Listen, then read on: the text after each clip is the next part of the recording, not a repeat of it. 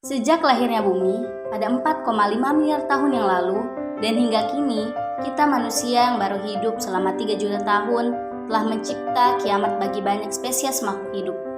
Bukan hanya kita, manusia yang tinggal dan menghirup udara di bumi. 1 miliar spesies, hewan, tumbuhan, mikroorganisme, moluska, dan makhluk bersel satu, kita hidup bersama di bumi ini. Ketahuilah, ada atau tidaknya manusia, bumi tetap akan bisa mengerti dirinya. Bumi tahu bila nanti tubuhnya telah sakit, langkah tepat apa yang harus ia lakukan untuk dirinya sendiri. Penyebab sakit itu tak lain adalah kita, manusia. Ketahuilah kawan, penciptaan alam semesta itu jauh ada sebelum manusia lahir. Tapi selama manusia ada dan terus hidup di atas bumi, ia tak pernah komplain sebab telah diusik begitu hebat oleh manusia. Jadi, eksistensi manusia ada di bumi ini dilihat dari sisi alam, adanya kita apakah justru sebagai hukuman untuk mereka? Yang jelas-jelas sebuah bumi merupakan tempat berkumpul makhluk semesta dalam satu lingkup yang sama dan dari spesies yang berbeda-beda. Apakah pernah kita memikirkan tentang hal itu? Perihal manusia ada dan untuk apa dampak manusia bagi bumi, apakah hanya untuk mencipta kehancuran dan kiamat bagi spesies lain? Bukan hanya kita, manusia, makhluk hidup lain ingin juga untuk terus menikmati keajaiban yang disuguhi oleh bumi. Mereka juga ingin terus hidup dan eksistensinya tetap ada hingga generasi selanjutnya. Kawan, manusia sudah banyak harus bertanggung jawab atas punahnya banyak spesies. Dan ketahuilah bahwa kelak, cepat atau lambat, manusia juga akan punah, sebab dulu kita juga tidak ada. Di bumi ini, manusia pernah tidak ada, dan jikalau manusia punah, itu bukan sesuatu hal yang harus disesalkan. Ketahuilah, manusia sama dengan spesies lain. Tidak ada keistimewaan yang kita punya. Yang menjadi pembeda hanyalah keunikan yang ada pada diri manusia itu sendiri. Kita merupakan bagian dari makhluk hidup, dan kecerdasan yang manusia miliki tidak menjadi jaminan bahwa manusia bisa bertahan hidup dari guncangan amarah bumi jika ia benar-benar ingin mengusir manusia pergi dari dalam dirinya. Belum pernah dari sejarah bumi, nasib seluruh makhluk hidup ditentukan hanya dari satu spesies saja. Kita, manusia.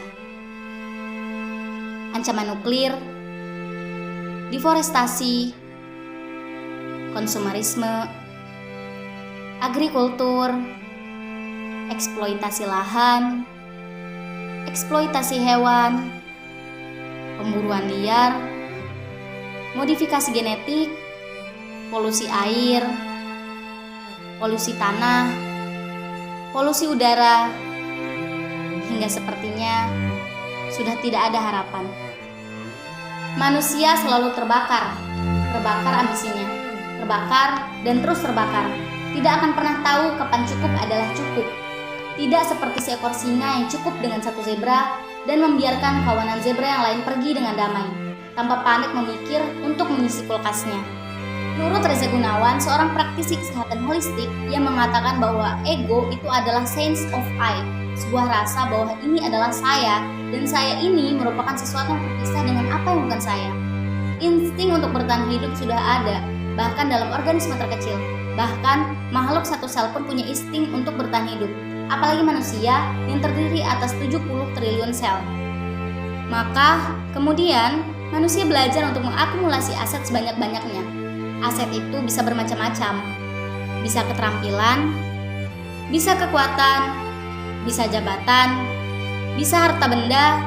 Karena itu bagian dari insting untuk bertahan hidup yang bilang bahwa karena hidup ini tidak pasti, tidak bisa diramalkan dan beresiko, maka saya demi bertahan hidup harus mengamankan saya dan semua perpanjangan dari saya.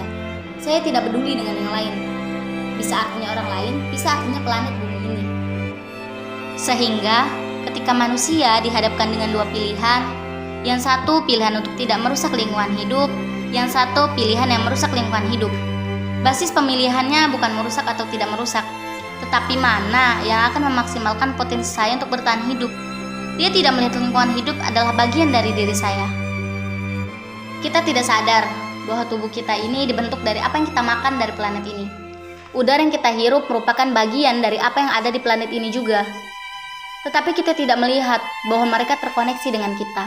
Bahkan, mereka menjadi bagian pembentuk dari tubuh kita. Makanya kita mengatakan, ini saya dan ini lingkungan.